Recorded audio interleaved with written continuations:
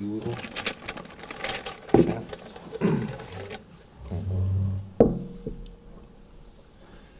Patsy, if you'll come forward. It's my great pleasure on behalf of Chancellor Jones and the entire University of Mississippi community to present you with the Silver M Award. Beautiful, beautiful plaque. Now, not quite as significant, but for a journalist, I thought you might want one of our Ole Miss Journal books to take your notes in. Thank you. And I do hope that if you write about politicians, you'll treat them as politicians, but if you write about provosts, I hope you'll treat them as family. Absolutely. Congratulations. Thank you.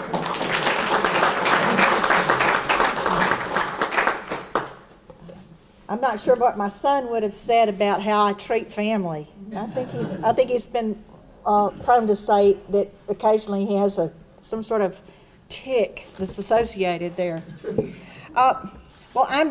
I have to tell you that when Lloyd told me that I had gotten this award, that I won't go into all the details, but to say that I was flabbergasted and delighted is an understatement. I am deeply appreciative of this, and even more deeply appreciative that I am alive to accept it today.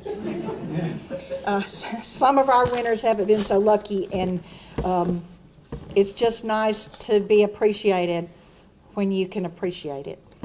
So thank you for that.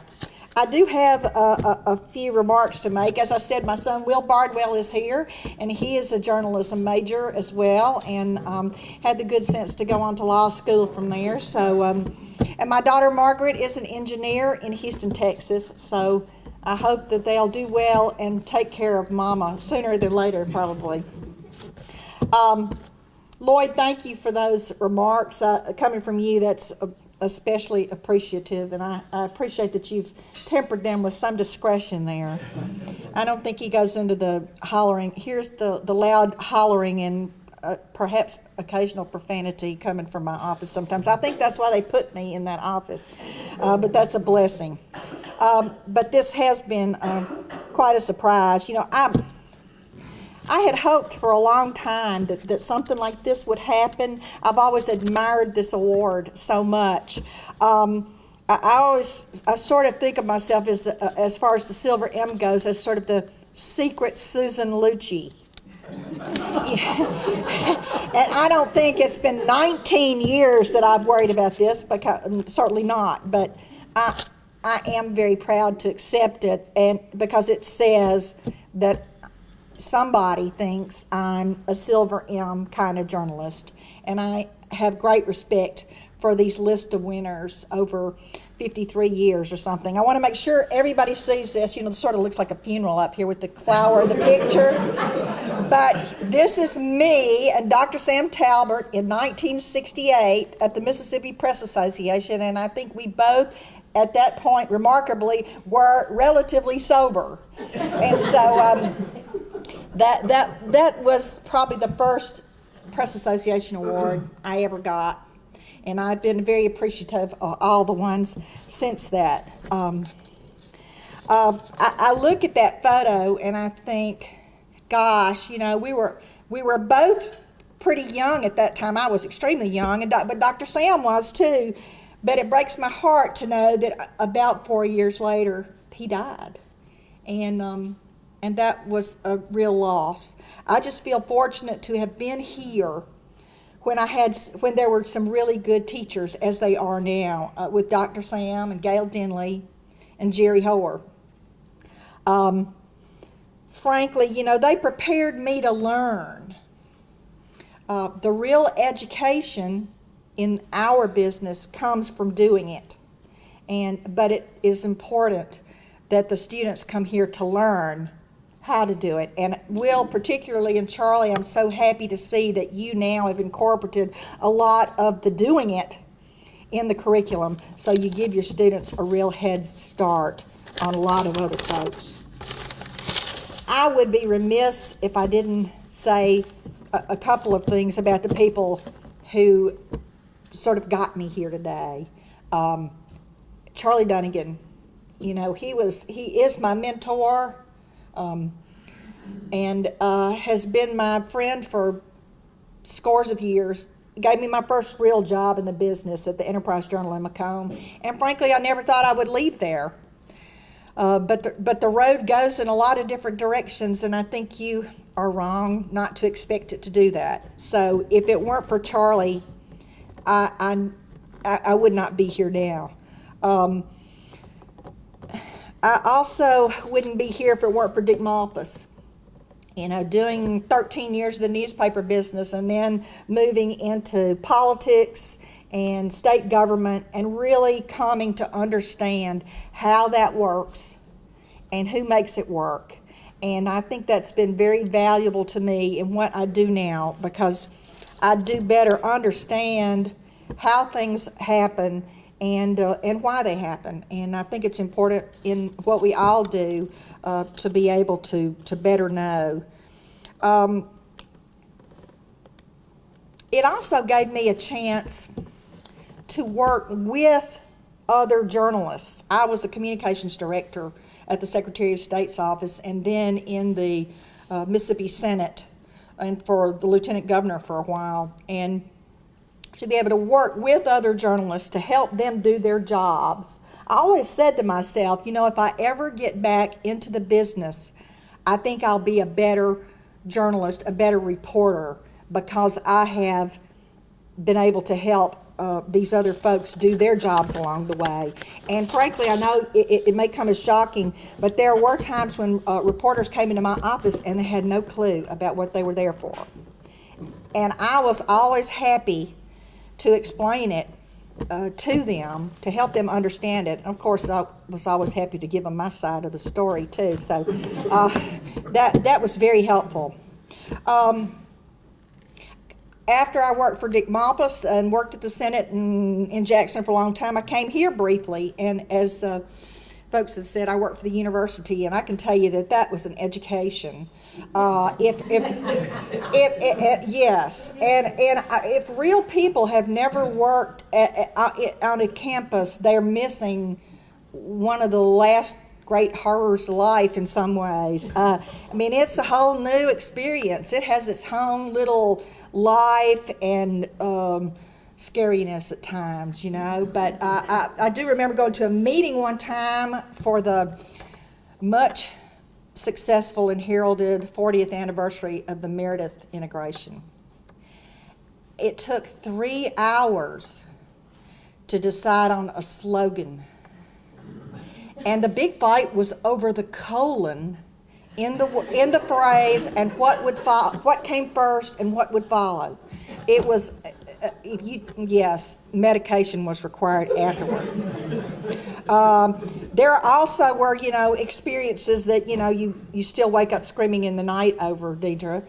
But I remember, I haven't forgotten any of that. But anyway, sorry that Dr. Jones couldn't be here, but I'll take it out on him later.